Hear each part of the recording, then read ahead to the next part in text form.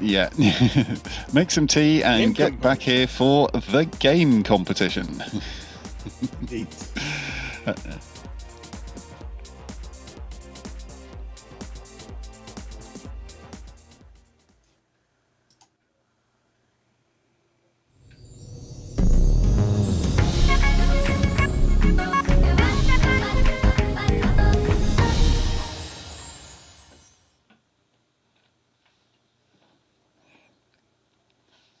Yep, coming up, the game competition.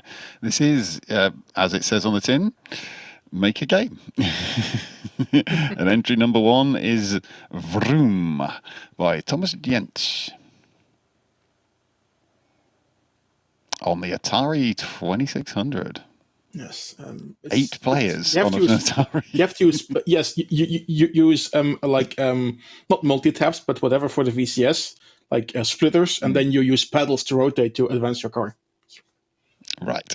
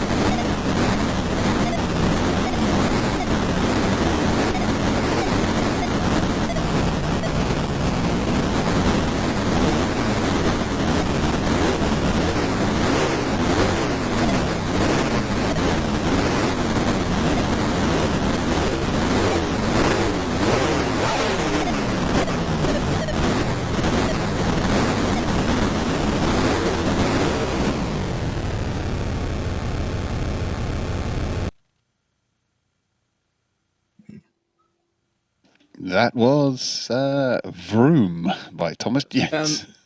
You have to push your button when the chevron is under your car, so you will see as you go faster, they get shorter, and it becomes harder to keep your speed. That's how it works. Yeah, no steering. Pretty impressive for a VCS, by the way. Looking at very impressive. 8 lanes going.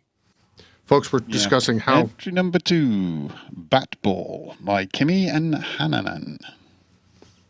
This is in processing. High school students going back to the roots.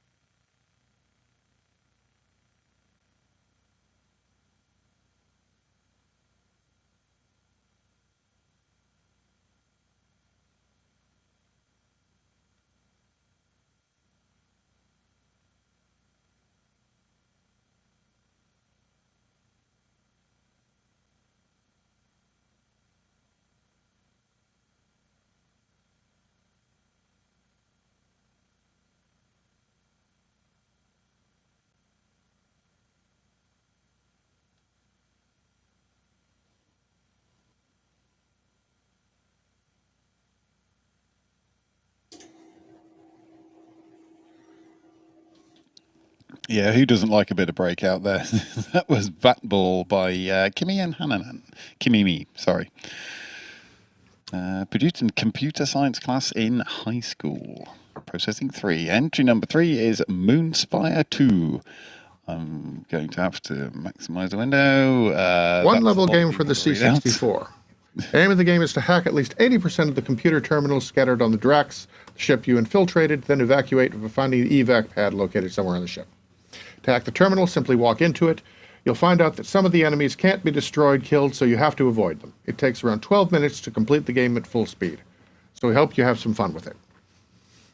Well, I fully expect this to be in some speed runs.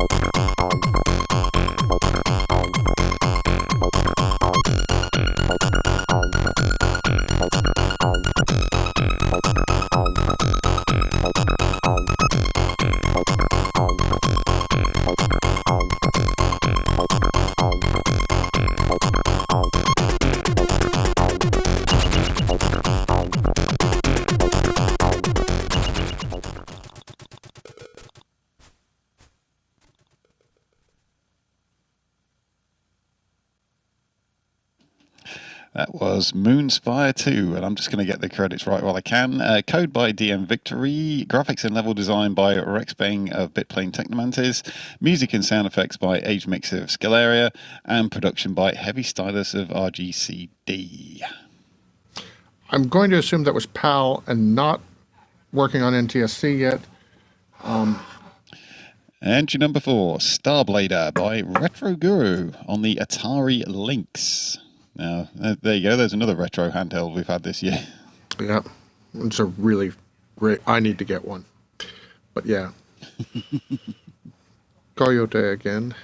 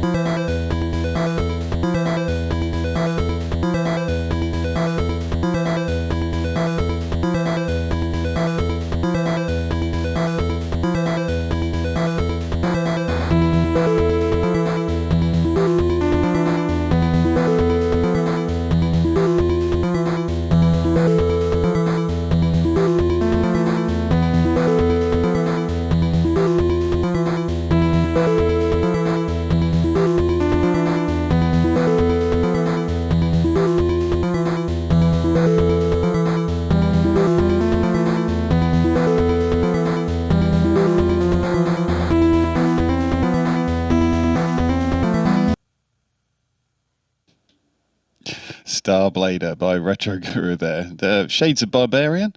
Oh, I was like, if the little lizard guy does not come out. That's a pretty good barbarian. And if little guy shows up, it is, and there he was. I just, everything, yes, fantastic. It just matched, yeah. Barbarian thing. Also, okay, we're not done. And here's Evil Bot, and yeah, just, there you go. Entry number 5, Exodus, Trapped in Time. I kind of knew this was coming. TRSI. Since we saw the info for this in the ASCII and ANSI, I knew this was coming, but yeah. Looking forward to this. Looking forward to everything in this competition.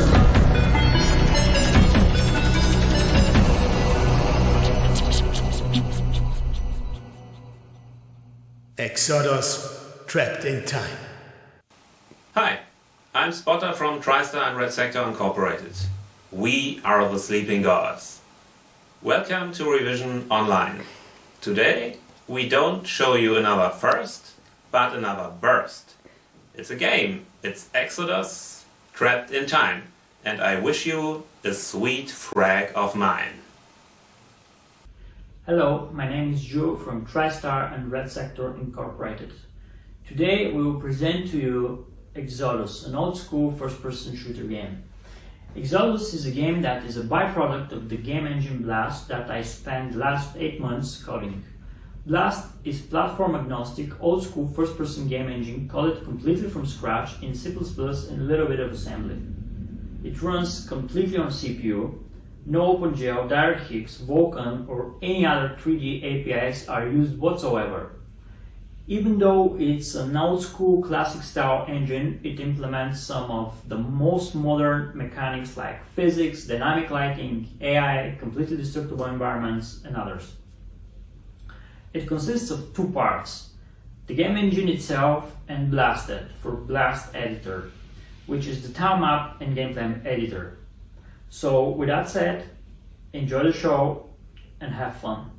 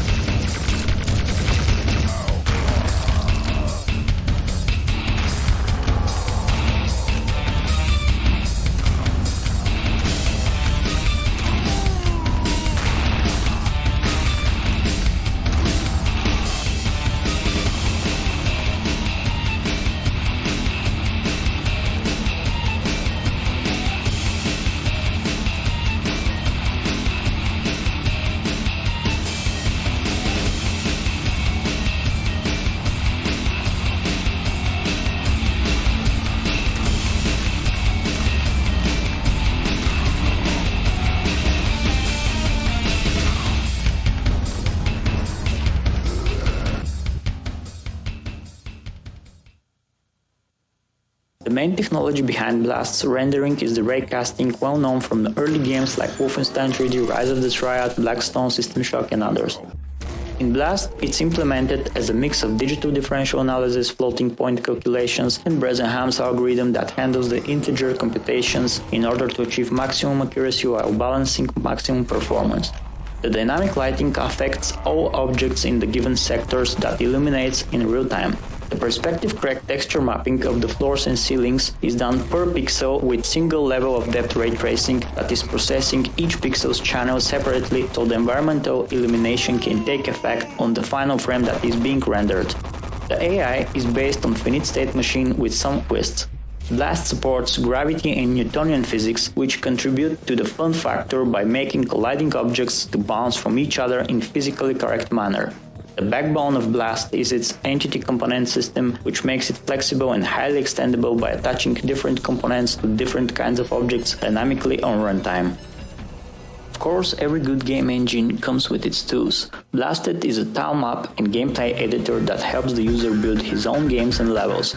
Blasted comes with its own gallery of textures, which is easily extendable by just copying your own textures to the related gallery subdirectory. The predefined game objects makes it easy to build your level with just a few clicks. With Blasted, you literally draw your level with the mouse or fluid fill big areas with the same kind of objects with a single click.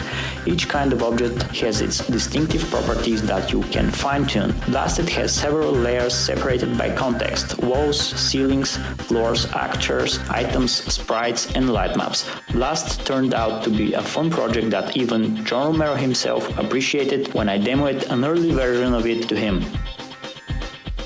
Exodus, trapped in time. Who doesn't like a bit of Wolfenstein-style gameplay? Exodus, Trapped in Time, from TRSI.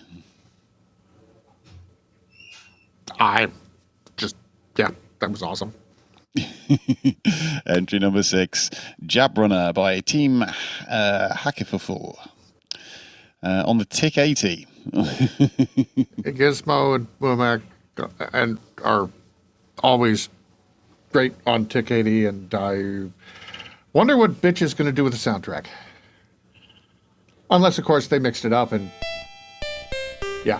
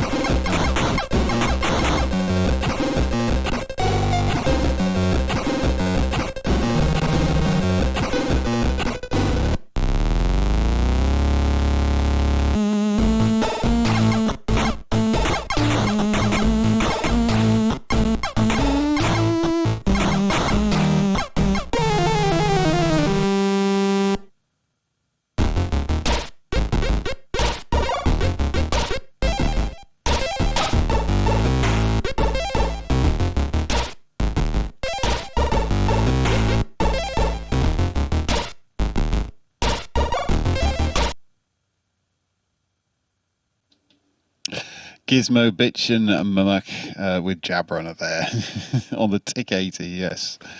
TIC 80 being a fantasy console. The filter. And that's the game competition.